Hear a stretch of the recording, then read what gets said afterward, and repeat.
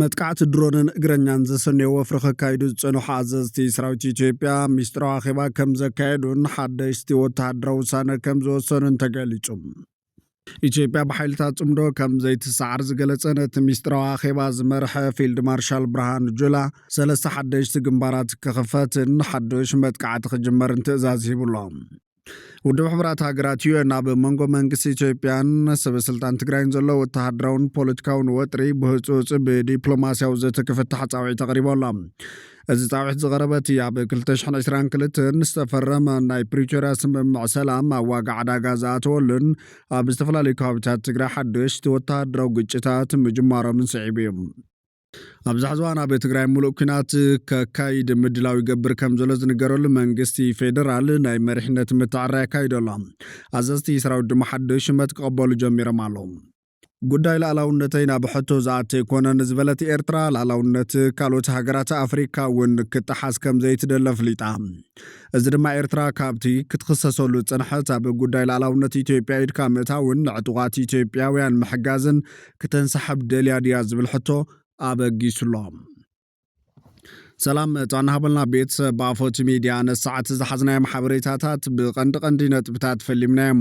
ንሰናይ ምክትታልኩም ብክብሪ ብምዕዳም ናብ ዝርዝሮም መቢልና።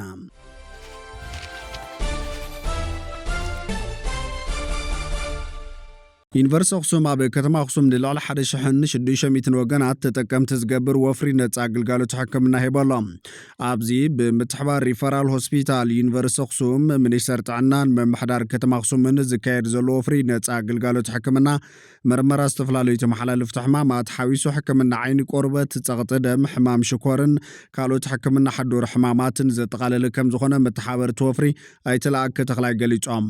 ኣብዚ በብዓመቱ ዝካየድ ክረምታዊ ወፍሪ ነፃ አገልግሎት ሕክምና ማሕበረሰብ ዝተፈላለዩ ሰብ ሞያ ሕክምናን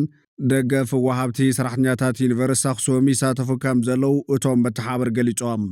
ኣብቲ ዝካየድ ዘሎ ወፍሪ ነፃ ሓፈሻዊ ግልጋሎት ሕክምና ብርክት ዝበለ ማሕበረሰብ ከተማ ኣክሱም ተጠቃሚ ይኸውን ከም ዘለውን ኣይተለኣከ ተኽላይ ገሊፆም ኣሎም። ነፃ ግልጋሎት ሕክምና ዝረኸቡ ተገልገልቲ ዩኒቨርስቲ ኣክሱም ተደጋጋሚ ኣብ ዘካይዶ ወፍሪ ነፃ ሕክምና ኩሉ ግዜ ተጠቀምቲ ከም ዝኾንን ብዝረኽብዎ ሕክምና ዘለውዎ ደረጃ ክፈልጡ ከም ዘሕግዞምን ብፍላይ ዓቕሚ ንዘይብሎም ወገናት ዝወፍሪ ነፃ ሕክምና ሓጋዚ ከም ዝኾነን ገሊፆም ኣለዉ።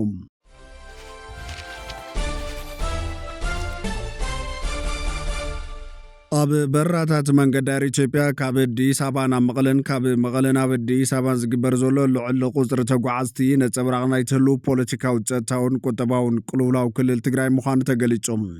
ትማሊ ሰንበት ካብ ኣዲስ ኣበባ ናብ መቐለ 6 በራታት መደብ ተታሒዙ እኳ እንተነበረ ክሳብ ዜና እዚ ዘሎ እዋን 64 ተጓዓዝቲ ጥራይ ናይተን 6 በራታት ትኬት ከም ዝሓዙ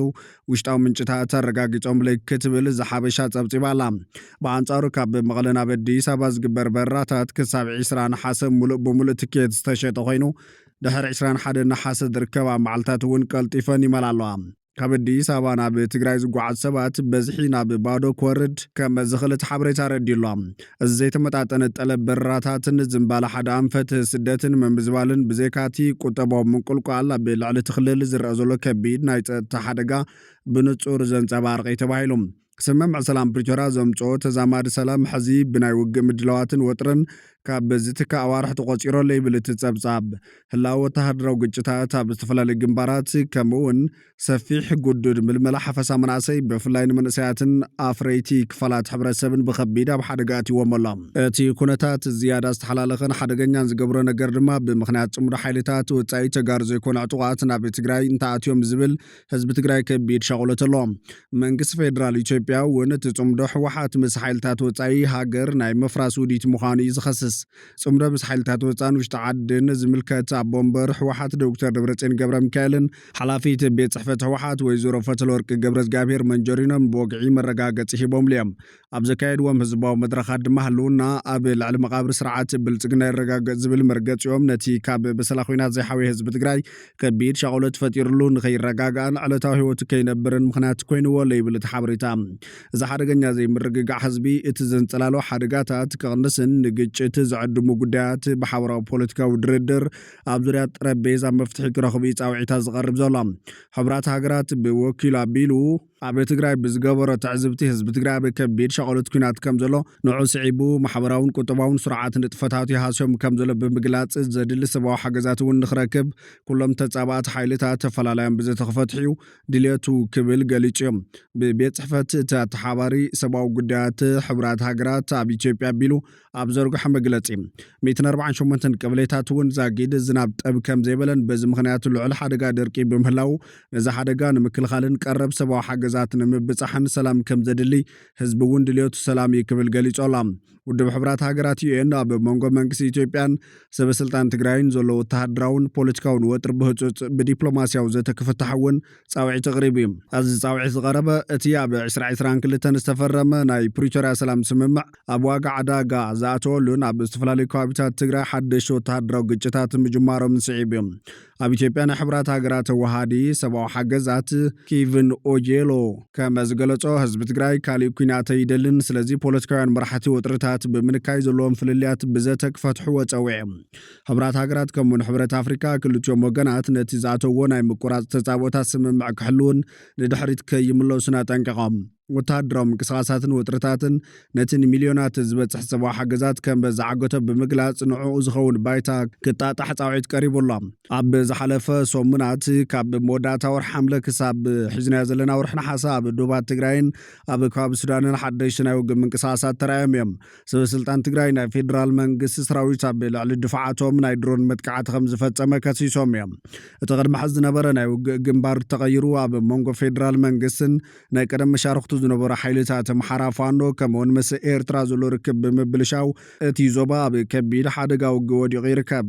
ሕብራት ሃገራት ዝወጥሪ እዚ ናብ ዝኸፍእ እህግራዊ ቅልውላው ቀርኒ ኣፍሪካ ከይዓቢ ህፁፅ ናይ ሰላም ዘተ ክጅመር ምስ ሕብረት ኣፍሪካ ብምትሕባር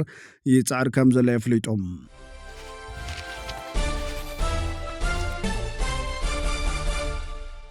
ዶክተር ደብረጽዮን ገብረ ሚካኤል ምስ ኣምባሳደር ኣሜሪካ ኣብ ኢትዮጵያ ኤርቪን ማሲንጋ ሳሊጥዎ ዝተባሃለ ሩስን ዝርርብ ዝምልከት ተወሳኺ ምዕባለ ተሰሚዑ ኣሎ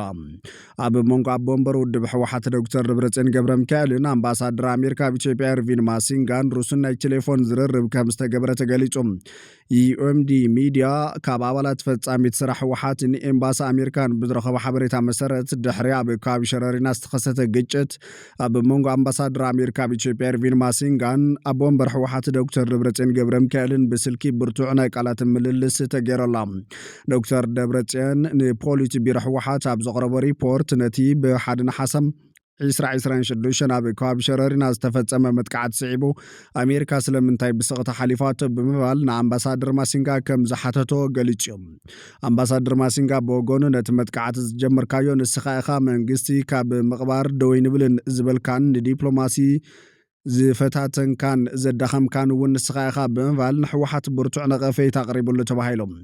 ብተወሳኺ ካብ ኤምባሲ ኣሜሪካ ዝረኸቦ ምንጪ ከም ዝሓበሮ ኣምባሳደር ማሲንጋን ዶክተር ደብረጽዮን ታንክታትን ከበድቲ መዳፍዓትን ኣብ ዝቐረበዋን ካብ ኤርትራ ናብ ትግራይ ከም ዝኣተው ኣሜሪካ ፍሉጥ ኣለዋ ብምባል ሕወሓት ኣብ ባይታ ንዝረአ ዘሎ ምዕባለታት ብጌጋ ካብ ምግላጽ ክቁጠባ ኣጠንቅቖ ተባሂሎም እዚ ሓያል ምስሓብ ዘጋጠመ መራሕቲ ሕወሓት ንመንግስቲ ፌደራል ምቕባር ዝብል ዕላው ጎስጓስ ኣብ ዘካይድሉ ዘሎ እዋን ኮይኑ ወሃብ ቃል ሕወሓት ኣይተ ሚኬለስ ገደም እውን ንመንግስቲ ብልጽግና ምቕባር ፍጹም ኣማራፂ ዘይብሉ ዕላማ ምዃኑ ብግልፂ ምዝራቡ ይዝከር እዩ እዚ ኩነታት ድማ ብመንጎ ዋሽንግተንን መሪሕነት ሕወሓትን ዘሎ ብስጭትን ውጥረትን ኣብ ዝለዓለ ብርኪ ኣብፅሕዎ ከም ዘሎ የረድም ብዕርቂ ናይ ምውዳዕ ዕድሉ ቀደም ኣምሊጡ ይሕሲ ሕዚ ክንሓስቦ ዝግበአና ህዝቢ ትግራይ እውን ክሓስቦ ዝግብኦ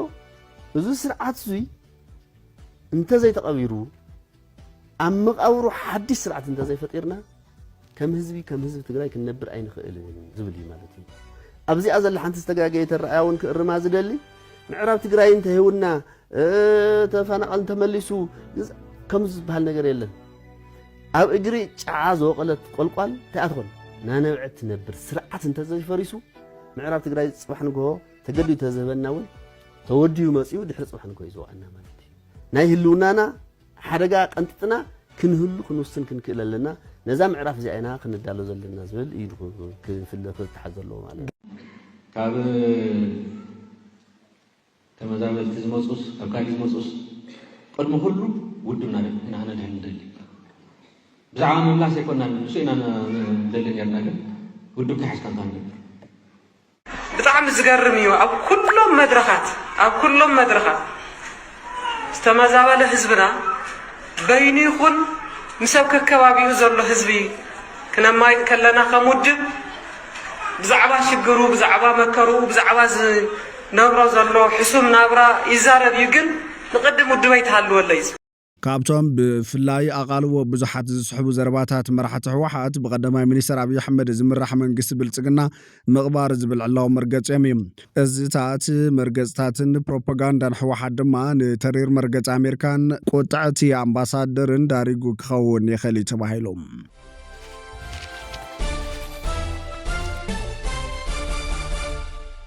ጉዳይ ላዕላውነትን ኣብ ሕቶ ዝኣተ ይኮነን ዝበለት ኤርትራ ላዕላውነት ካልኦት ሃገራት ኣፍሪካ እውን ክትሓዝ ከም ዘይትደለ ኣፍሊጣ እዚ ድማ ኤርትራ ካብቲ ክትክሰሰሉ ዝፀንሐት ኣብ ጉዳይ ላዕላውነት ኢትዮጵያ ኢድካ ምእታውን ንዕጡቓት ኢትዮጵያውያን ምሕጋዝን ክተንሰሓብ ደልያ ድያ ዝብል ሕቶ በጊሶ ኣላ ኤምባሲ ኤርትራ ኣብ ዋሽንግተን ዲሲ ሎምሶን ኣብ ዘውፅኦ ወግዓዊ መግለፂ ላዕላውነት ኤርትራ ይኹን ናይ ዝኾነት ኣፍሪካዊት ሃገር ናብ ድርድር ዝቐርብ ነገር ከም ዘይኮነ ስሚሩሎም ብቐንዲ ንመፅሄታት ዶይቼ ቬለን ፖሊስ ወፃን ብዛዕባ ተራ ኤርትራ ፖለቲካዊ ስርዓት ኣፍሪካ ብዝምልከት ዝሕተም ጽሑፋት ዝሃቦ መልሲ እዩ እቲ ኤምባሲ ዘን ማዕኸና ዜና ታሪኽ እቲ ሃገር ብምጥምዛዝ ኢትዮጵያ ብሓደ ወደብ ላዕላውነት ዘለዋ ጠለብ ሕጋውነት ንምሃብ ፈቲነን ክብል ከሲሶም እቲ መግለፂ ጠለብ ንግዳዊ ወደብን ጠለብ ላዕላውነት ኣብ ልዕሊ ገማግም ባሕሪ ወይ መሬት ካልእ ሃገርን ፍጹም ዝተፈላለዩ ምዃኑ ኣስሚሩሎም ቁጠባዊ ረብሓታት በዚ ሕዝቢ ወይ ጂኦግራፊያዊ ኣቀማምጣ ሃገራዊ ዶባትን ምጥሓስን ላዕላውነት ንምልዓልን ሕጋዊ ምኽንያት ክኸውን ከም ዘይኽእል ገሊፆም እቲ ኣብ ምድረ ባሕሪ ዝኣተዋ ሃገራት መሬታ ከሓተታ ወደባት ጉራብተን ክጥቀማሉ ከም ዝኽላ ዝገልጽ መግለጺ ንግዳዊ ረብሓታት ናይ ምትሕባር ጉዳይ እምበር ናይ መሬት ዋንነት ከም ዘይኮነ ኣብርሂም እቲ ብመራኸቢ ብዙሃን ኤርትራ ካብ ኢትዮጵያ ተገንፂላ ንኣዲስ ኣበባ ብምድረ በዳ ገዲፋታ ዝብል ስእሊ ዝኹነን ኤምባሲ እዚ ተግባር ዝንህሉ ጉዳያት ዶባት መሸፈን ዝሃበ ታሪኻዊ ጌጋ ምዃኑ መላኺቶም ኤርትራ ኣብ 1990 ኣብ ግዜ መግዛእቲ ኣውሮፓ ናይ ገዛ ርእሳ ዘመናዊት ዶባት ዝሰሓበት ሃገር ምዃና ኣብ 1993 ኣብ ዝተኻየደ ሪፈረንደም ብ99.8 ሚእታዊ ድምፂ ናጽነታ ከም ዝኣወጀ ተዘኻኺሮም ብተወሳኺ ጉዳይ ዶብ ኤርትራን ኢትዮጵያን ዘይተፈትሐ ከም ዘይኮነን እቲ ናይ መወዳእታን ቀያድን ውሳነ ነፃ ኮሚሽን ዶብ ብመሰረት ኣብ 2002 ኣቆጻጽራ ኣውሮፓ ዝተኸተመ ስምምዕ ኣልጀርስ ከም ዝተፈጸመ ደጊሙ ኣረጋጊጾም ብዘይካዚ ኤርትራ ምስ ግብፂ ሶማልያ ስዑድ ዓረብ ሕብራት ኢምራት ዓረብን ኣሜሪካን ከም ሃገር ቀይሕ ባሕርን ዘለዋ ዝምድና ብፀጥታ ንግድን ኢንቨስትመንትን ምትሕባር ዝተመርኮሰ ምዃኑን ከምቲ ማዕኸና ዜና ዝገልጾን ኢትዮጵያ ንምንጻል ዝዓለመ ፕሮጀክት ከም ዘይኮነን እቲ ኤምባሲ ነፂጉ ማዕረማዕሪ ድማ ነቲ ስርዓት ምልኪ ዝብል ስያመ ምሃብ ተዛማዲ ሰላምን ምርግጋእን እቲ ሃገር ኣፍልጦ እናሃበት ነቲ ተገራጫዊ ሓሳብ ነቒፋቶም ኤርትራ ናይ ዝኾነት ሃገር መሬት ከም ዘይትደልን ምስ ኢትዮጵያን ካልኦት ጉራብታን ሰላማዊ ዝምድና ከም እትደልን እቲ መግለፂ ሓቢሩ ይኹን እምበር ላዕላውነት ሃገር ንዝኾነ ይኹን ጂኦፖለቲካዊ ድርድር ከም ዘይግዛእ ብትረስሚሩሉ እዚ ላዕላውነት እዚ ብዓለም ደረጃ ተፈላጥነት ዘለዎ ሕጋዊ መሰል ምዃኑን ፀጥታ ላዕላውነትን ግዛኣታዊ ሙሉእነትን ዝኾነት ኣፍሪካዊት ሃገር ኣብዚ መትከል ዝተመርኮሰ ምዃኑ ብምግላጽ ደምዲሙ እዩ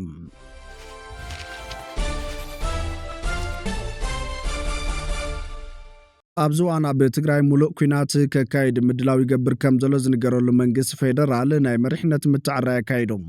ኣዘዝቲ ሰራዊት ድማ ሓዱሽ ሽመት ክቕበሉ ጀሚሮም ኣሎም ነበር ናይ ሕብረት ኣፍሪካ ናይ ሶማልያ ሰላም ምኽባር ልኡኽቶ ኣዊሶም ኣዛዝ ዝነበረ ሌተናል ጀነራል ጥጋቡ ይልማ ናይ ኣምሓራ ክልል ፖሊስ ኮሚሽነር ኮይኑ ተሸይሙሎም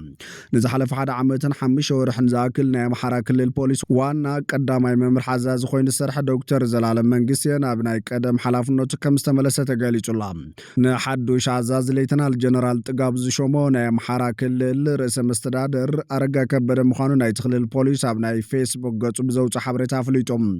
نزحلو في 3 عامتات هابقيتش تنزركب كل محارا بوليس حيلي ناي ممر حلافنة تستركب ليتنال جنرال تقابو ابي تشيبيا مكل خالص راوي توشتي كابر 4 عامتن العلي لمدزلو وتحدرو مكونن مخانو دحربايتو يملاخت ليتنال جنرال تقابو زحلافنة زي استركب منقص اب تخلي ዝንቀሳቀሱ ሓይልታት ፋኖ ጽምዶ ብዝብል ብዝጽዋዕ ኺዳነ ቢሎም ምስ ሓይልታት ትግራይ ምትሕጋዝ ከም ዝፈጠሩ ኣብ ዝግለጸሉ ዘለዋን እዮም ብሄራዊ ምንቅስቓስ ኣምሓራ ፋኖ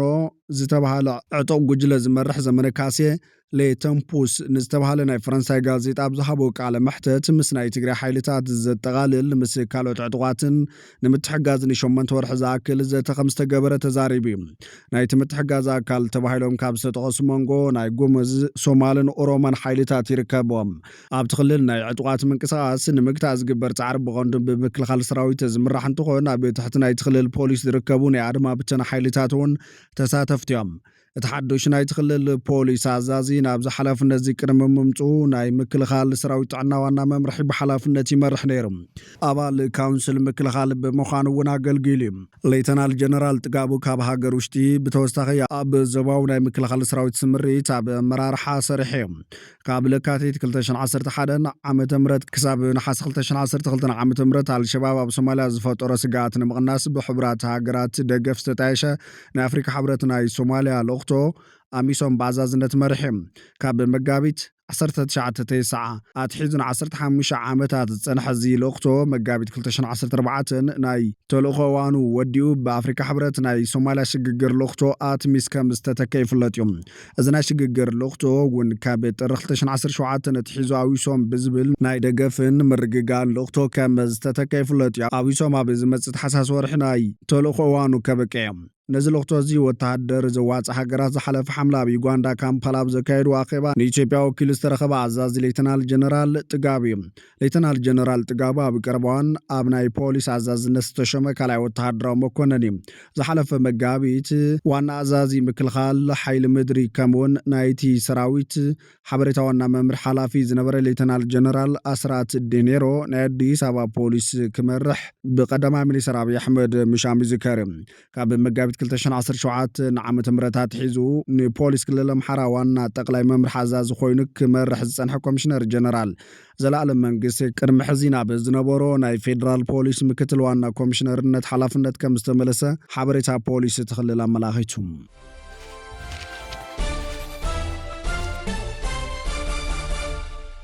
መጥቃዕቲ ድሮንን እግረኛን ዘሰነይ ወፍሪ ከካይዱ ዝፀንሑ ኣዘዝቲ ሰራዊት ኢትዮጵያ ምስጢራዊ ኣኼባ ከም ዘካየዱን ሓደሽቲ ወተሃደራዊ ውሳነታት ከም ዘሕለፉን ተገሊጹ። ኢትዮጵያ ብሓይልታት ጽምዶ ከም ዘይትሰዓር ዝገለጸ ነቲ ምስጢራዊ ኣኼባ ዝመርሐ ፊልድ ማርሻል ብርሃኑ ጁላ 3 ሓደሽቲ ግንባራት ክኽፈትን ሓዱሽ መጥቃዕቲ ክጅመርን ትእዛዝ ሂቡሎ። ኢታማዦር ሹም ሰራዊት ምክልኻል ኢትዮጵያ ዝኾነ ፊልድ ማርሻል ብርሃኑ ጁላ ንእዋናዊ ሃገራዊ ኩነታትን ኣመራርሓ ሰራዊትን ኣመልኪቱ መምርሒ ስራሕ ድሕሪ ምሃብ ኢትዮጵያ ንሓይልታት ጽምዶ ኢዳ ትህበሉ ምኽንያት ከም ዘለ ገሊጾም። ኣዘዝቲ ሰራዊት ብልጽግና ኣብ ዕፁፅ ኣኼባ ቀንዮም ኣለዉ። እዚ ብሓለቓ ስታፍ ኢታማዦር ሹም ፊልድ ማርሻል ብርሃኑ ጁላ ዝተመርሐ ዕፁፅ ኣኼባ እዚ ንኣብ ባይታ ዘለህሉ ኩነታት ወይ ድማ ወተሃደራዊ ምንቅስቓስ ንምግምጋምን ሓድሽ ስትራቴጂ ንምሕንፃፅን ዓሊሙ ዝተኻየደ ኮይኑ ኣብ 3 መሰረታውያን ነጥብታት ተዛትዩን ገምጊሙን ኣሎ። ቀዳማይ ሓይልታት ጽምዶ ካብ ምዕራብ ብደባት ሱዳን ካብ ሰሜን ብግንባር ራያ ኣላማጣ ካብ ምብራቕ ድማ ብቡሬን ሚልዮን ሰፊሕ ምድለዋት ገይሮም ምህላዎም ገምጊሙ እዮም። ካልኣይ ኣብ ውሽጢ ክልል ኣምሓራ ዝካየድ ዘሎ ግጥም ሓይልታት ፋኖ ካብ ቅዲ ደባይ ኩናት ወፂኦም ኣብ ንጡፍ ናይ ፀረ መጥቃዕቲ ስትራቴጂ ምእተዋምን ካብ ትግራይን ኤርትራን ግብፅን ሰፊሕ ደገፍ ይግበረሎም ምህላዎምን ገምጊሞም። ሳልሳይ ኣብ ግንባር ራያ ኣላማጣ ጎቦታት ዘብል ዝተረኣየ ምንቅስቓስ ንሰራዊት ብልጽግና ብምሉእ ከበባ ከእቱ ዝኽእል ኩነታት ምህላውን ኣሃዱታት ሰራዊት ትግራይ ብፍላይ ድማ ኣርሚ 31 ንጡፍ ምንቅስቓስ ብምግባር ኣብ ልዕሊ ኣሃዱታት ፌደራል ከቢድ ሓደጋ ፈጢራ ምህላዋን ገምጊሙሎም። በዚ መሰረት ሰራዊት ብልጽግና ካብ ዝፀንሑ መስመራት ኣዝሊቑ ናብ ምክልኻል ዕርድታት ክስሕብ ካብ ግንባር ራያ ኣላማጣ ወፂኡ ንከተማ ወልድያ ንቅድሚት ገዲፉ ኣብ ከባቢ መርሳ ዓርድታት ክሕዝ ዝተገደደ ኮይኑ ኣብ ቀዳማይ ዝተባሃለ ግንባር ብምዃን ድማ ብነፈርቲ ድሮንን መሬት መካናይዝድን ዝተሰነየ ሓዱሽ መጥቃዕቲ ክኸፍት እዩ ተኣዚዙ ዘሎ። ኣብ መስርሕ ምንስሓብ ሓይልታት ፋኖ ብልዕሊ ሰራዊት ኢትዮጵያ ሃንደበታዊ መጥቃዕቲ ብምኽፋት ነቲ ንመስመራቱ ሓዲጉን ድሕሪት ዝስሕብ ዝነበረ ቃፍላይ ብምውቃዕ ብልዕሊ ሰፍ ዘይብል ክሳራ ኣውሪዶምሉ እውን ተባሂሉ እዩ። ኣብቲ ካልኣይ ውሳነ ስትራቴጂካዊ መስመር ሚሌ ከይዕፆ ዝሰግአ ብልጽግና ናብ ጭፍራ ስሒቡ ኣብ ጭፍራ ክዓርድን ብእውን መጥቃዕቲ ክኸፍትን ወሲኑ ኣሎ። ብኻሊእ ወገን ድሕርቲ ናይ ሸረሪና ውግእ ሰራዊት ብልጽግና ብምዕራብ ኣቢሉ ናብ ትግራይ ንምእታው ዝነበረ ውጥን ዘየቋረፀ ኮይኑ ሰራዊት ምክልኻል ኢትዮጵያ ሓደሽቲ መከላኸሊ ዓርድታት ክሕዝን ንመጥቃዕቲ ክዳለን ወሲኑ ኣሎ። ጸላኢ ኢትዮጵያ ዝኾነ ጉጅለ ህግደፍ ካብ ጥንቲ ጀሚሩን ኢትዮጵያ ካብ ኣፍ ደገ ባሕሪ ንምርሓቕ ምስ ታሪኻውያን ጸላእቲ ኢትዮጵያ ጽምዶ ፈጢሩ ኣብ ልዕሊ ኢትዮጵያ ሸርሒ ዝሰርሐ ሓይሊ ምንባሩ ዘረደ ፊልድ ማርሻል ብርሃኑ ጁላ ህወሓት እውን ብተመሳሳሊ ንብሔራዊ ረብሓ ኢትዮጵያ ሓሊፉ ዝሸጠን ን27 ዓመታት ስልጣን ሒዙ ኢትዮጵያ ኣፍ ደገ ባሕሪ ንኽትስእን ዝሰርሐን ጸላኢ ጉልባብ ገይሩ ሰራዊት ሃገሩ ዘጥቅዕን ሓይሊ ክሕደት ከም ዝኾነ እዩ ዝገልጽ። ክልቲኦም ጽንፈኛታት ሓይሊ ጥፋትን ዝኾኑ ሓይልታት ህግደፍን ህወሓትን ክብል ብምግላጽ ኣብ ትሕቲ ስትራቴጂካውያን ጸላእቲ ኢትዮጵያ ተሰሊፎም ጽምዶ ዝተሰመየ ናይ ጥፋት ጥምረት ሓንፂጾም ህዝብና ናብ ስቃይን መከራን ብምቅላዕን ድኽምቲ ኢትዮጵያ ንምፍጣርን ለይትን ቀትርን ይሰርሑ ምህላዎም ዝጠቐሰቲ ኢተማዦር ሹም ይኹን እምበር ድሌቶም ኣብ ዝኾነ እዋን ክዕወት ከም ዘይኮነ እዩ ብርእሰ ምትእምማን ዝገልጽ። ህወሓት ህዝቢ ኢትዮጵያ ከም ዝከፋፈል ብምግባር ነንሕድሕዱ ንኸይተኣማመን ክሰርሕ ጸንሐ እኩይ ጸረ ሃገር ሓይሊ ከም ዝኾነ ወሲኹ ዝጠቐሰ ብርሃኑ ጁላ ሎሚ ግን እዚ ሸርሒ እዚ ፈሺሉ ንህዝቢ ትግራይ ሓዊስካ መላእ ህዝቢ ኢትዮጵያ እኩይ ዕላማ እዚ ጸረ ሰላም ክብል ዝገለጸ ጉጅለ ተረዲእዎን ነቂሕልን ምህላዊ ዝገልጽ። ኣብዚ ሕዚ እዋን ህወሓት ንሻዕብያ እናተለኣኸን ንናይ ቀደም ጸላእቲ ጽንፈኛታት ሸኔን ፋኖን እናሓቆፈን ናይ ትማሊ ክሕደቱ ኣብ ኣደባባይ ክደግሞ ይቃለስ ምህላው ወሲኹ ዝጠቐሰ ብርሃኑ ጁላ ኢትዮጵያ ብጀጋኑ ተሓጊዛ ዝጀመረቱ ዕብየትን ብልጽግናን ሒዛ ንቅድሚት ክትቕጽል ምዃናን ሕልሚ ታሪኻውያን እውን ክዕወት ከም ዘይኮነን ዝገልጽ። እንተኾነ ግን ሰራዊት ኢትዮጵያ ኣብዚ እዋን ብሓይልታት ጽምዶ ገዚፍ ሓደጋ ተደቂንዎ ከም ዘሎ እዮም ተንተንቲ ዝኣምኑ። ፍትዋትን ክቡራትን ቤተሰብ ኣፎት ሚድያ ነሰዓት ዝሓዝናዮም ሓበሬታታት ነቶም ክትከታተልዎም ዝጸናሕኩም ይመስሉ ነይሮም። ንሰናይ ምክትታልኩም ብምምስጋን ኣብ ዝቕጽል ብኻልኦት ሓበሬታታት ክሳብ ንራኸብ ንምድለዋትና ላይክ ሸር ንሚድያና ሳብስክራይብ ብምግባር ቤተሰብ ኣፎት ሚድያ ኹኑም።